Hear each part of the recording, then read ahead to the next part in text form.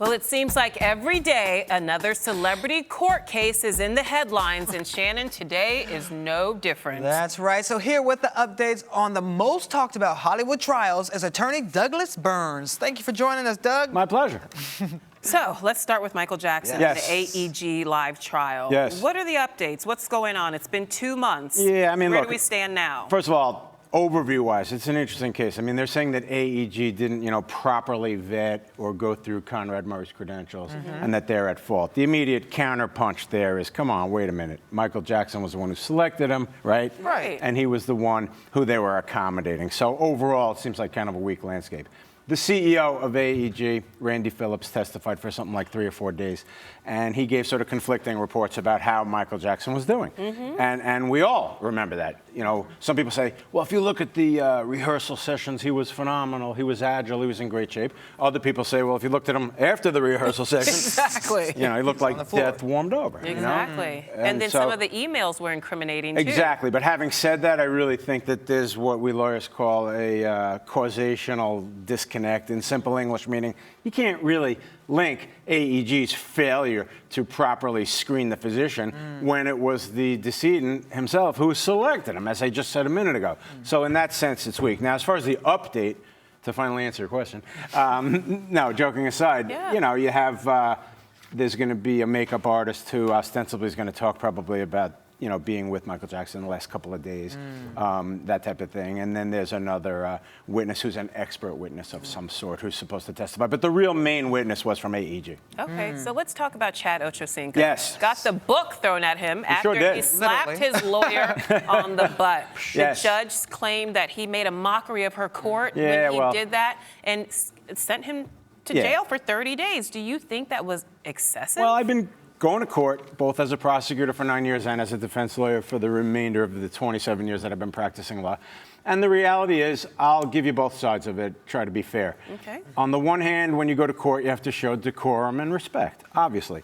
But on the other hand, knowing Chad Ochocinco, as I think I do, from watching him, I don't know him personally, I don't think he really meant any disrespect, and I think he was just sort of casually indicating, albeit via an NFL gesture. Right. Hey, Judge, this guy, he was good. But the judge took it the wrong way. Now, you, I think, feel, and I wouldn't disagree, that 30 days is excessive in that situation, and I agree. It seemed a bit much. And so what happened was Chad apologized, and the judge knocked the sentence down to 7 days. 7 days. And basically is going to be released, I think, today. Okay. So, Do you I think think she was trying to make an example of him because he was a celebrity and trying to say, this is what goes on in my courtroom? Well, that's a very good question, and I think it's a two-part answer. One, is this particular judge, maybe a little overly sensitive? But two, in general, the message is, there's an old saying that you guys might find interesting, particularly vis-a-vis matrimonial versus criminal.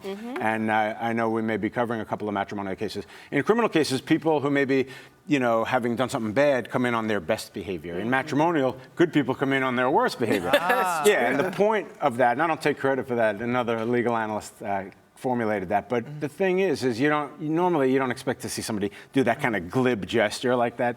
And, the judge got mad, basically. But it all got resolved. All right, well, let's talk about another person that just had something resolved. Kobe Bryant just settled with his parents. Yes. They tried to sell off some of his memorabilia, but he was like, no, don't sell it. And now they've settled. He's allowing them to sell 10% of his stuff. Yep. But only if they apologize. Yeah, basically, it's kind of interesting because, you have the human and the family part, and then you have the legal part. The human and the family part is you don't really necessarily want to be suing your relatives, okay? Right. And you don't want to be suing your mother. But put that to the side. The legal part is that, yes, they're going to be allowed to sell, apparently, 2 NBA championship rings and a couple of basketball uniforms. A little quick segue to the Golf U.S. Open, Lower Merion High School, Philadelphia. The U.S. Open was just in Merion Golf Club.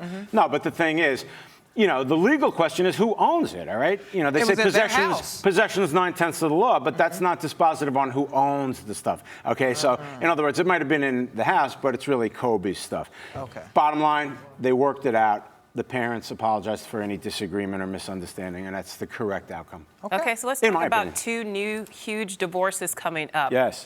Rupert Murdoch and Wendy Dang divorcing after 14 years of marriage. His last divorce cost him $1.7 billion. Well, I'm not so sure about How much could this one cost him? All right, first of all, the cognoscenti are saying that it really wasn't $1.7 billion, and I'll explain why. And I don't know whether it is or isn't, as I sit here.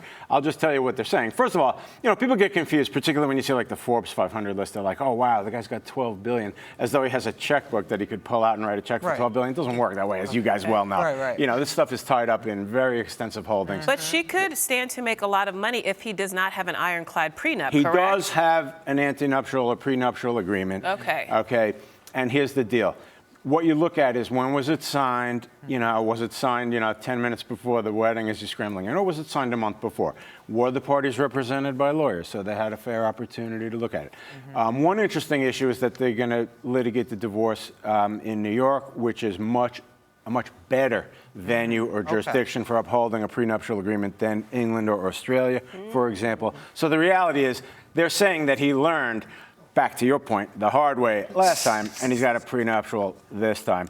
And by the way, in the $1.7 billion, which may not technically be wrong, the reality is she got something like $100 million, and then the stock in News Corp was put into these very complicated family trusts. Okay, well, we only have a short amount of time left, so let's get to the last case, which is Miley Cyrus's parents, Billy Ray Cyrus, and his wife Tish. Now, they're trying to get through this divorce, but she wants custody of their 3 kids. So, does the mother usually stand to favor the court when there's a custody case? Usually, yes. There is a presumption, we're going to call it, in favor of custody for the biological mother. That's steeped, not surprisingly, in history, common sense, family. So yes, there's a presumption, but that presumption can be overcome. Obviously, usually in situations where there's a problem and the mother has a problem. Well, he'll just be having to pay a very healthy child support, right? I think that's exactly right. Okay. Well, thank you so much for your time and for updates on all these cases. Lots going on. We'll have to have you back. Yes, you were great. You got to come back soon. Love to. Because there's going to be some drama. There's always a lot of legal drama. Well, what do you all think about all this drama surrounding these court cases? Tweet us about it and let us know at Arise TV 360.